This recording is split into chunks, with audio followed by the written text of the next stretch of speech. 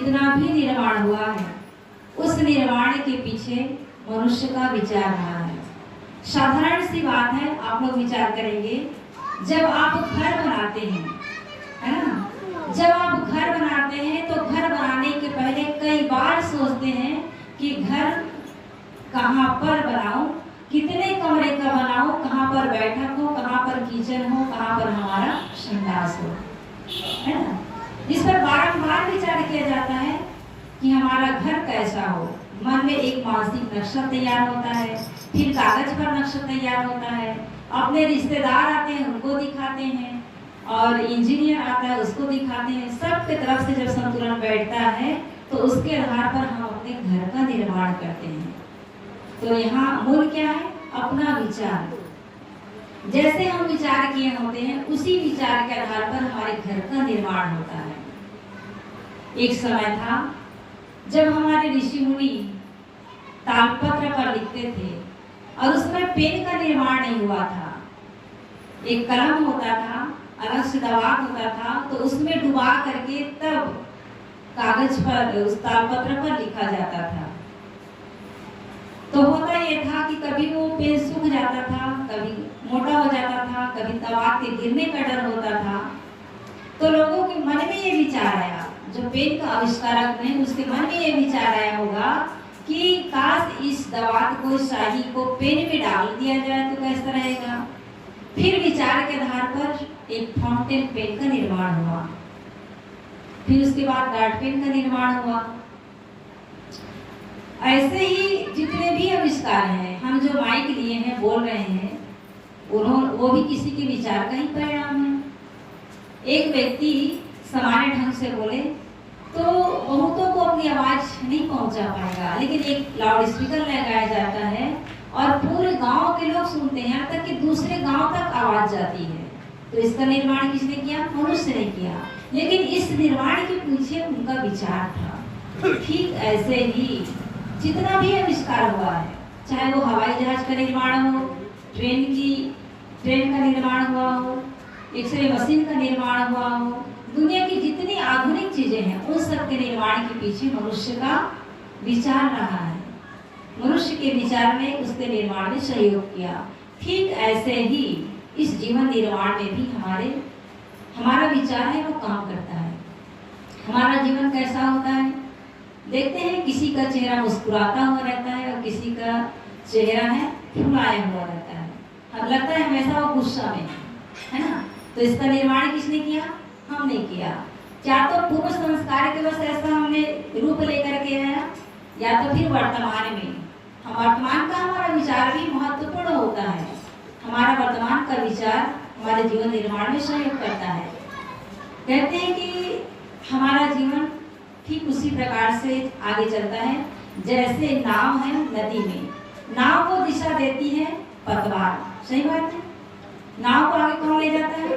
पतवार। जैसे नाव को पतवार दिशा देती है, हालांकि उस पतवार को चलाने वाला नाविक है, लेकिन पतवार के हिसाब से ही नाव आगे बढ़ती है। ठीक ऐसे ही हमारा जो जीवन होता है वो हमारे विचारों के आधार पर निर्मित होता है कि हमें क्या बनना है, हमें किस दिशा में जाना है। हमारा विचार, आप कहेंगे वो कैसे? हम लोग मंच पर बैठे हैं, भैया कल कह रहे थे कुछ तो अंतर है, ये लोग मंच पे बैठे हैं और हम नीचे बैठे हैं। तो वाकई में इस मंच पे बैठने के लायक हम कैसे हुए? हमारा विचार, हमें संत गुरु मिले, उनका ज्ञान मिला, उस ज्ञान के आधार पर चले और आज हम इस मंच पर बैठने के लायक हुए। वरना हम सारे तौर पर सब सामान्य हैं, लेकिन हमें और आप में कुछ तो अंतर है, वो हमें ऊंचाई देता है। भगवान बुद्ध राजकुमार थे, लेकिन जब नगर भ्रमण के लिए निकले तो उन्होंने देखा कि एक बूढ़ा व्यक्ति कमर झुकाए हुए चल रहा है। उसको जब देखा तो उन्होंने अपने सारथी से कहा कि सारथी, ये व्यक्ति कमर झुका करके क्यों चल रहा है? सारथी ने बड़े ही सुंदर ढंग से जवाब दिया। उन्होंने कहा कि राजकुमार, इनका उम्र काफी हो गया है, इसलिए इनका कमर झुक गया है। तो राजकुमार पूछता है कि सारथी, क्या मेरा भी कमर ऐसे ही झुक जाएगा? सारथी ने कहा कि राजकुमार, यदि ये शरीर लंबे समय तक रहा, बूढ़ा होते तक, तो झुक सकता है। और सहज बात है, जो बहुत ऐसो आराम से जीते हैं उनकी तो नहीं कह सकते, लेकिन जो लोग मेहनती होते हैं, बहुत ज़्यादा काम करते हैं, कमर पे बल पड़ता है, तो बुढ़ापा आते आते कमर झुक जाती है।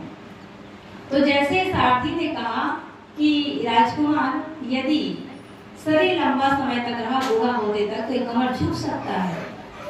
तो भगवान बुद्ध, वो तो खैर बाद में उनका नाम पड़ा, लेकिन उनके पहले का नाम था सिद्धार्थ। तो जब वो राजकुमार के रूप में थे, नगर भ्रमण के लिए निकले थे, तो उन्होंने अपने सारथी से ऐसा प्रश्न किया था। तो सारथी ने कहा कि ऐसा हो सकता है। जैसे ही कहा कि हाँ, आपके साथ भी ऐसा हो सकता है, उनके अंदर ज्ञान की किरण जग गई, उनके अंदर मंथन होने लगा, विचार होने लगा। क्या सोचने लगा? कहीं वो बूढ़ा व्यक्ति मैं तो नहीं हूँ। उन्होंने बुढ़ापे को अपने भीतर देखा, फिर आगे बढ़ा तो उन्होंने क्या देखा? एक रोगी व्यक्ति को, जो शरीर से एकदम दुबला पतला हो गया था और खाए हुए अन्न को मुख से बाहर निकाल रहा था। तो राजकुमार पूछता है कि सारथी, ये व्यक्ति खाए हुए अन्न को मुख से बाहर क्यों निकाल रहा है? देखने में इतना पतला दुबला क्यों है? सारथी ने कहा कि राजकुमार, ये व्यक्ति रोगी हो गया है, इसलिए अन्न को पचा नहीं पा रहा है। तो राजकुमार कहने लगा, सिद्धार्थ राजकुमार था, उन्होंने कहा, क्या मैं भी रोगी हो जाऊंगा? सारथी ने कहा कि यह शरीर है तो रोगी तो हो ही जाएगा। सदगुरु कवि ने भी कहा है, तन है सुखिया कोई नहीं, सब कोई दुखिया लोग। और फिर कहे हैं, इस शरीर है तो शरीर के रहते रहते किसी को भी किसी भी प्रकार का रोग आ ही सकता है और अपने कर्मों का फल भी भोगना ही पड़ता है। तो राजकुमार के अंदर ज्ञान की दूसरी किरण जगी, उसके अंदर मंथन होने लगा कि मेरा भी शरीर रोगी हो जाएगा। फिर आगे बढ़ा तो देखा कि एक व्यक्ति का शरीर छूट गया और उसे दफनाने के लिए ले जा रहे हैं। तो अपने सारथी से पुनः पूछा कि सारथी, ये लोग इस व्यक्ति को कपड़े में लपेट कर बांध कर क्यों ले जा रहे हैं, कहाँ ले जा रहे हैं? सारथी ने कहा कि राजकुमार, इस व्यक्ति के शरीर से प्राण निकल चुका है, इस व्यक्ति के शरीर से प्राण निकल चुका है। अब ये शरीर का कोई काम नहीं, या तो इसे जला देंगे या पानी में प्रवाहित कर देंगे या जमीन में गाड़ देंगे। इस शरीर की कीमत तब तक थी जब तक उनमें जीव था, लेकिन जीव निकल गया, अब इस शरीर का कोई काम नहीं है, इसलिए इसे दफनाने ले जा रहे हैं। तो राजकुमार ने कहा, क्या मेरे शरीर की भी यही दशा होगी, मुझे भी ऐसे ही दफना देंगे? उन्होंने कहा कि जो कोई इस धरती पर जन्म लिया है, सबको मरना है, एक ना एक दिन हमारे शरीर की इस कोई कीमत नहीं होगी। जीव निकल जाने के पश्चात शरीर को दफना दिया जाएगा। तब उसके अंदर ज्ञान की तीसरी किरण जगी और वो विचलित हो गया कि आखिर इस दुख से मुक्ति कैसे पाई जाए। शरीर रोग का घर है, दुख का घर है, एक दिन इस शमशान घाट में जला दिया जाएगा, दफना दिया जाएगा। तो उनके अंदर एक विचार जगा और वो विचार साधारण नहीं था। जब वो राजमहल लौटे तो उनके अंदर एक विचलन था, उनके अंदर ये भाव जगा कि कब ये राजमहल को छोड़ करके मैं मुक्ति के लिए निकल चलूं। और उन्होंने अपना ठाट बाट राजमहल सब कुछ छोड़ करके सन्यासी होकर के निकल गए। कहने का मतलब है कि विचार ही है जो हमें ऊंचा उठाता है और हमें नीचे ले जाता है।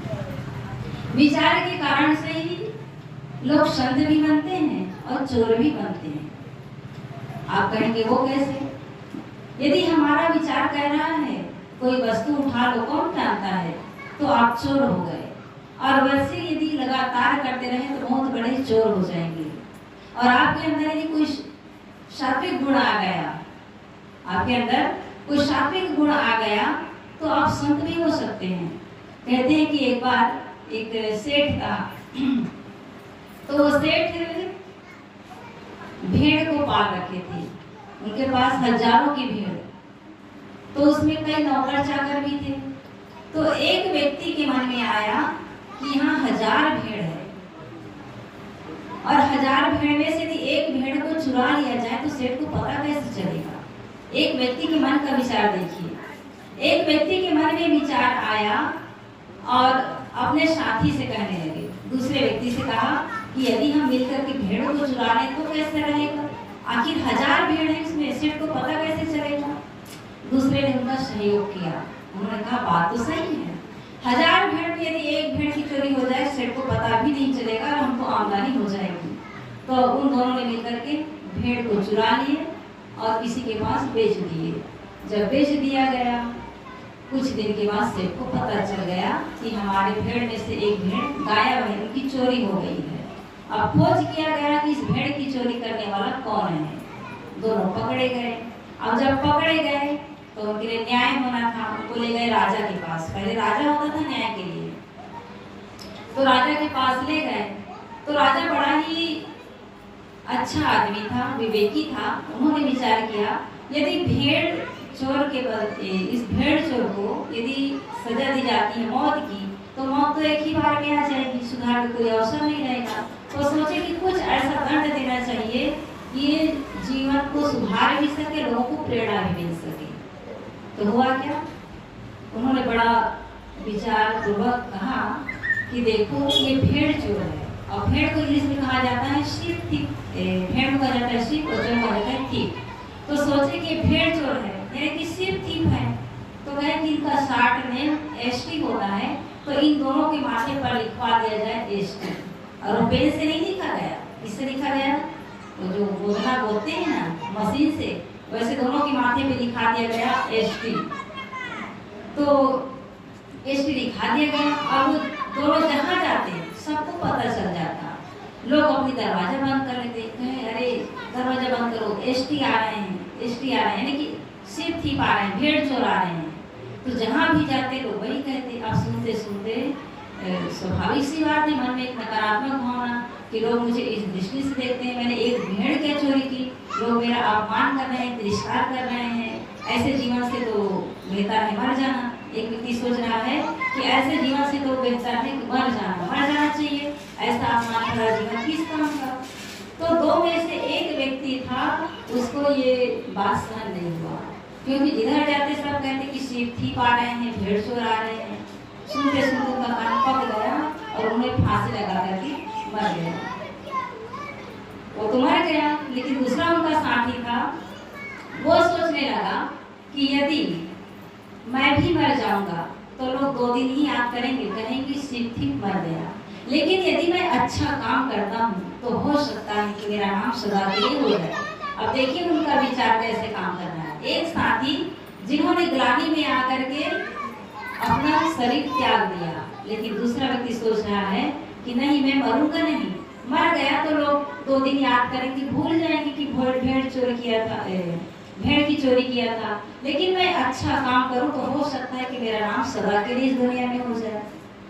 और उन्होंने संकल्प लिया कि आज के बाद मैं गलत विचार नहीं करूंगा, और उन्होंने उसी सेठ के यहाँ जाकर के पुनः नौकरी किया। वहाँ जाकर के विनम्रता से प्रार्थना किया कि मुझसे भूल हुई थी, लेकिन मैं पुनः आपके यहाँ नौकरी करना चाहता हूँ। फिर वहाँ नौकरी किया और नौकरी करते करते जो कुछ आमदनी हुआ उसमें थोड़ा थोड़ा बचाते गया। वो स्वयं भेड़ खरीदा और धीरे धीरे करते करते 1, 2, 3, 4 ऐसे बढ़ाते बढ़ाते कई भेड़ खरीद लिए। और जब उनसे आमदनी बढ़ी तो उन्होंने एक जगह खरीदा, और जगह खरीदने के बाद वहाँ कई भेड़ को रखे, और उसके बाद उनकी जो आमदनी आती उससे वो बड़े बड़े कारखाने चलाने लगे। उनके जो भेड़ की जो बाल है ना उसको बाहर भेजने लगे। तो हुआ क्या कि आमदनी जब बढ़ गई तो वो लोगों की सहायता करने लगे। वो अपनी परिस्थिति से परिचित थे। आदमी के पास जब पैसा नहीं होता, कमी होती है, तो वो चोरी भी कर सकता है। तो उसके मन में ये भाव था कि अगर किसी की जरूरत पूरी नहीं हो रही है तो इस अभाव की दशा में आदमी चोरी नहीं करता है। तो उन्होंने विचार किया कि मैं ऐसे लोगों की मदद करूंगा। फिर जो कोई आता सबकी मदद करता, और यहाँ तक कि इतना परोपकारी उसके मन में परोपकार की भावना जगी कि किसी गांव में यदि स्कूल नहीं है तो स्कूल खुलवाने लगे, किसी गांव में नल खुलवाने लगे, यदि सड़क की व्यवस्था नहीं है और जो गरीब है, जरूरतमंद है, जिनको दवाई की जरूरत है, उनकी सहायता करने लगा। और ऐसा करते करते वो सबके दिलों में एक नया छाप छोड़ते गए। सबको लगने लगा कि अरे ये तो हमारे गांव का मसीहा है, हमारा भगवान है, ये गरीबों की मदद करता है, हम लोगों की मदद करता है। लोग भूलने लगे उसकी पुरानी बात को। क्या भूलने लगे? कि ये कभी भेड़ की चोरी किया था। लोग भूल गए उस बात को और क्या याद रखने लगे कि अरे ये तो हमारे गांव की मसीहा है। संयोग ऐसा कि एक दिन एक व्यक्ति आया बाहर से, जैसे हम लोग जाते हैं बाहर से घूमने के लिए, ऐसे कोई आया होगा, अनजान था, तो पूछे कि भैया वो व्यक्ति कौन है? दिखने में तो बड़ा जो सज्जन होता है, गुरु होता है, चेहरा से भी समझ में आ जाता है। तो कहे कि व्यक्ति देखने में तो बड़ा सज्जन लग रहा है, लेकिन इसके माथे पर एसटी क्यों लिखा गया है? ये किस चीज का प्रतीक है? तो सामने वाला जो व्यक्ति जिससे पूछ रहा था वो तो कहना भूल ही गया कि ये भेड़ चोर है, शिव थीप है, ये कहना भूल ही गया। जैसे पूछा कि ये कौन है, उनकी आंखें बंद हो गई। उन्होंने अपने अंतर मन से कहा कि मैं कैसे कहूँ कि ये भेड़ चोर है, ये तो हमारे गांव के मसीहा है, गरीबों की मदद करते हैं, गांव के निर्माण में सहयोग करते हैं, सबकी भलाई का काम करते हैं। उन्होंने अपनी आंखें बंद किया और कहा कि भैया ये हमारे गांव के मसीहा है, हमारे भगवान है, गरीबों की मदद करते हैं, इसके लिए हम जो भी कहें वो कम है। सच कहूँ तो ये हमारे ये जो एसटी लिखा है ना उसके माथे पे, वो संत का प्रतीक है। संत करुणावान होते हैं, दयावान होते हैं, तो ये एसटी का मतलब संत होता है, ऐसा उन्होंने कहा। तो कहने का मतलब है कि आदमी का ख्याल जब गिरता है तो गिरता है आदमी, और आदमी का ख्याल जब उठता है तो उठता है आदमी। उनका ख्याल गिरा एक साथी के कहने से कि चलो भेड़ की चोरी कर लेते हैं, तो भेड़ की चोरी कर लिया। और जब अच्छी सोच उनके अंदर आया तो उनका ख्याल जब ऊपर गया तो उन्होंने लोगों की मदद किया और भगवान बन गया, मसीहा बन गया। तो इस प्रकार से कहने का मतलब है कि हम अपने विचारों को अच्छा बनाएं और साथ ही साथ ये ध्यान रखें कि हमारा जीवन हमारा विचार ही हमारे जीवन का निर्माण करता है। हमारे जीवन का निर्माण करने वाला कोई बाहर नहीं है, हमारा विचार होता है। जैसे हमारा विचार होता है जीवन वैसे ही निर्मित होता है। इसलिए सत्संग की आवश्यकता है। सत्संग हमें विचार देता है, सत्संग हमें सोचने के लिए मजबूर करता है। आप कथा कहानियां बहुत सुनते हैं, उससे भी सार लेते हैं, लेकिन हमें विचार करना चाहिए और भी सोचना चाहिए कि हमें ये जीवन क्यों मिला है, किस लिए मिला है। क्या केवल खाने पीने भोग के लिए जीवन मिला है? क्या हर बार हम जन्म ले लेकर के परिवार का पालन पोषण करते ऐसे जीवन गुजारेंगे? यदि ऐसा है तो हम में और पशु में क्या अंतर है? विचार कीजिए। आप सब लोग अपने जीवन पर ध्यान दीजिए। एक समय हमारा जन्म हुआ होगा, जैसे छोटे छोटे बालक आपके सामने है ना, हमारा भी शरीर उसी तरह से जन्मा, कुछ दिन में बड़ा हुआ, फिर हम स्कूल गए पढ़ने लिखने के लिए, और फिर बड़े होकर के नौकरी किए, व्यापार किए, और फिर शादी हो गई। शादी के बाद फिर बाल बच्चे हुए, फिर उनकी परवरिश में लग गए, और फिर उनको पढ़ा लिखा करके उनकी शादी ब्याह कर दिए, और अंत में बूढ़ा और बूढ़ी होकर के मर गए। और यही क्रम अनादि काल से चल रहा है। यही क्रम बार बार हम जन्म लेते हैं और यहाँ आकर के केवल खाना पीना भोगना और मर जाना, और फिर जन्म लेना, फिर वही काम करना। तो ये जीवन की सफलता नहीं है, हमारे जीवन की सफलता है। हम सबको सोचना चाहिए कि ये जीवन क्यों मिला है। सच पूछिए तो ये जीवन हमें कल्याण के लिए मिला है, अपने जीवन सुधार के लिए मिला है, ताकि हम अपने जीवन को बढ़िया बना सकें।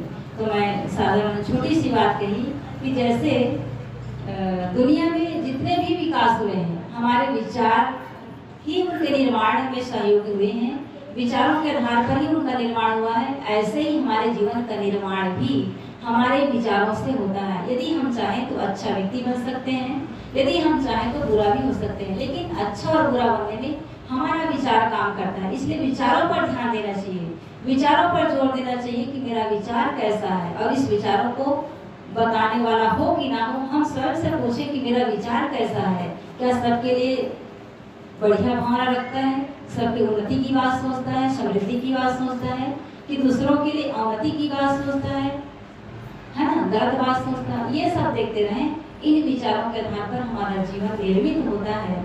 और यदि हम सोचते हैं कि मेरे जीवन में मुस्कुराहट हो, मैं सबके लिए भला सोचूं तो वो होगा, और यदि मैं सोचूं कि सबका भला ना हो, मेरा ही भला हो, तो ऐसा तो होने वाला नहीं है। कहने का भाव है कि हम जो सोचते हैं वो हमारे जीवन में लौट करके आता है। तो हम अपने जीवन के निर्माता बने, एक अच्छा जीवन हम बनाएं, चाहे घर में हो, परिवार में हो, समाज में हो। हम अपने आप को एक अच्छा व्यक्ति साबित करें। संत हो तो अच्छे संत बने, गृहस्थ हो तो अच्छे गृहस्थ बने। यही जीवन की पहचान है और यही हमारे विचारों का पहचान है। खास कहिए आप जैसे हैं, दयालु हैं कि पापी हैं, जो भी हैं, ये आपके विचारों की पहचान है। वो आपका कर्म ही ये बताता है कि आपका विचार कैसा है ना। तो इसलिए अपने विचारों पर ध्यान दें और जितना हो सके अपने विचारों को सुंदर बनाने का प्रयास करें। बस इसी के साथ मैं अपने वाणी को विराम देती हूँ। बोलिए सद्गुरुदेव की जय।